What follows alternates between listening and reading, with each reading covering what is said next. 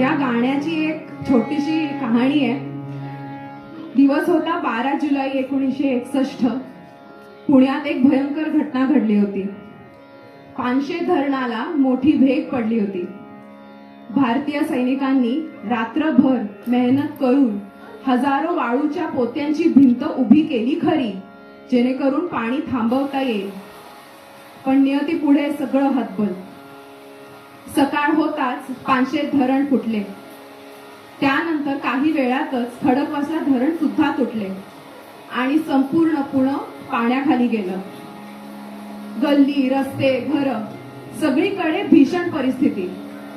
असंच एक घर म्हणजे गदिमांचे जिवलग मित्र बाळ चितळे यांचं, ज्यांचं घर नदीकाठी पेठेत असल्यामुळे लगेच पाण्याखाली गेलं. पण त्यांना स्वतःच्या नुकसानाची काळजी नव्हती. मात्र त्यांच्या मनात एकच काळजी कुरतडत होती, जी गदिमांनी त्यांच्याकडे दिलेली वरदक्षिणा या चित्रपटाची पत्रकथा. त्या काळी झेरॉक्स नाही, आत्तासारखं डिजिटल मीडिया, डिजिटल प्रिंट नाही. ती स्क्रिप्ट म्हणजे ती एकमेव प्रत.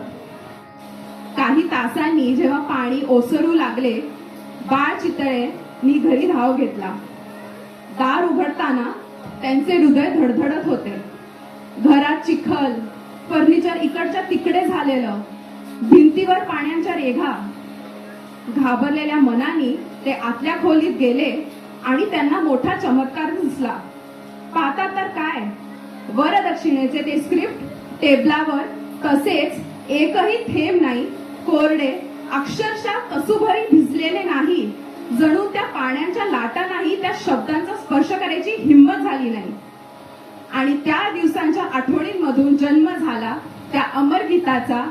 घनघन माळा नभी दाटल्या, कोसळती धारा. त्या पावसातला तो ओलावा, ती जपलेली अक्षर आणि गदिमांची लेखणी आजही आपल्या मनाला भिडतात. सादर करतोय तेजस.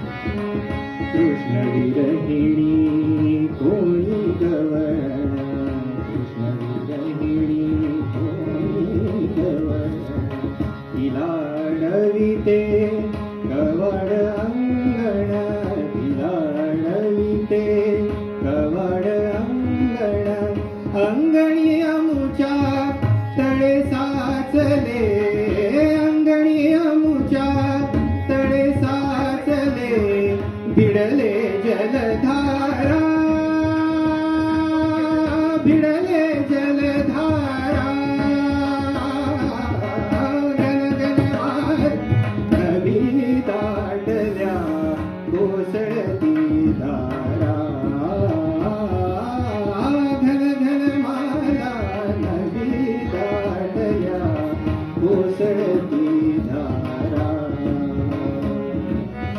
कोसळती धारा, कोसळती